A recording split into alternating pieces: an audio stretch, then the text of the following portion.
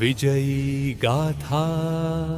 प्राचीन समय की बात है, जब जगत असुरों के अत्याचार से कांप रहा था।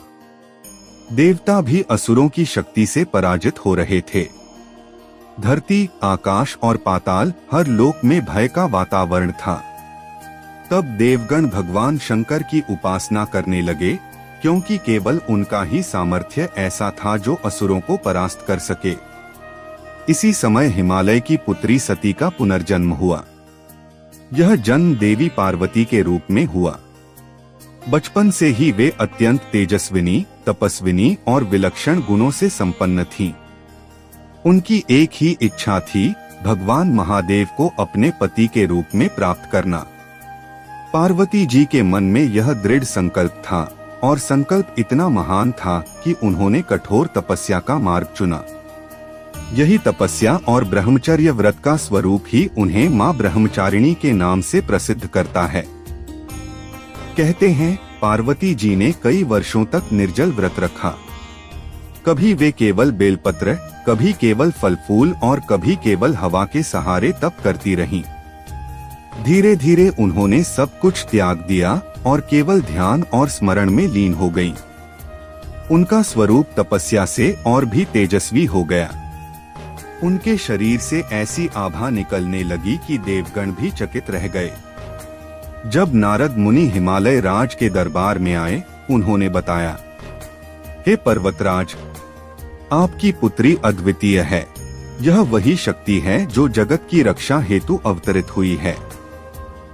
ये कठोर तपस्या कर भगवान शंकर को पति रूप में प्राप्त करेंगी, और इसी तपस्या के कारण इनका नाम ब्रह्मचारिणी होगा। तपस्या इतनी कठोर थी कि वर्षों तक देवी ने न भोजन किया, न जल ग्रहण किया।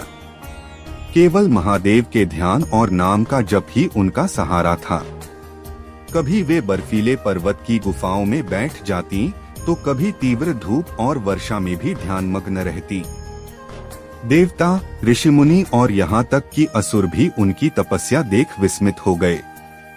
उनकी यह अटल श्रद्धा और धैर्य ही आज भक्तों को प्रेरणा देता है कि चाहे मार्ग कितना भी कठिन क्यों न हो, संकल्प और विश्वास से सब संभव है। मां ब्रह्मचारिणी की उपासना करने वाले भक्तों को त्याग, तपस्या, संयम और धैर्य की शक्ति प्राप्त होती है। जो साधक जीवन में मार्गदर्शन खोज रहे हों, जिनका मन विचलित होता हो, जिन्हें आत्मबल की कमी हो, उनके लिए ब्रह्मचारिणी की भक्ति अमृत समान है। माना जाता है कि नवरात्रि के दूसरे दिन मां ब्रह्मचारिणी की पूजा करने से साधक को अपने जीवन में सही दिशा मिलती है। उसे ज्ञान और भक्ति की प्राप्ति होती है। मन और आत्मा शुद्ध होकर किसी भी कठिन तप या संकल्प को पूरा करने योग्य बन जाती है। और सबसे बड़ा वरदान है अविचल विश्वास, वह शक्ति जो हर परिस्थिति में हमें टिकाए रखती है। मां ब्रह्मचारिणी की कथा हमें सिखाती है कि जीवन में बिना धैर्य और त्याग के कोई बड़ा लक्ष्य हासिल नहीं किया जा सकता। जिस प्रकार देवी ने महादेव को प्राप्त करने के लिए अपना संपूर्ण जीवन तपस्या में अर्पित कर दिया, उसी प्रकार हमें भी अपने उद्देश्य के लिए मन, वाणी और कर्म से अडिग रहना चाहिए। जो भी भक्त मां ब्रह्मचारिणी का ध्यान करते हैं, उनके जीवन से आलस्य, भय और अस्थिरता दूर हो जाती है। उनके मन में ऊर्जा, साहस और आत्मविश्वास का संचार होता है।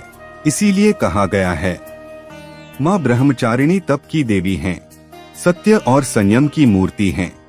जो उनकी भक्ति करता है, उसके जीवन में कभी अंधकार नहीं रहता। तो भक्तों, मां ब्रह्मचारिणी की यह कथा केवल देवी के तप की गाथा नहीं है, बल्कि यह हम सबके लिए एक प्रेरणा है कि कठिनाई चाहे कितनी भी बड़ी हो, धैर्य और भक्ति से हर लक्ष्य को प्राप्त किया जा सकता है। भाइयों और बहनों, यह थी मां ब्रह्मचारिणी की पावन कथा। अगर आपको यह कहानी अच्छी लगी हो तो इसे जरूर लाइक करें, अपने मित्रों और परिवार के साथ शेयर करें, और ऐसी ही और भी भक्तिमय कथाएं सुनने के लिए हमारे चैनल को सब्सक्राइब करना न भूलें। माता रानी की कृपा आप और आपके परिवार पर सदैव बनी रहे। जय मां ब्रह्मचारिणी।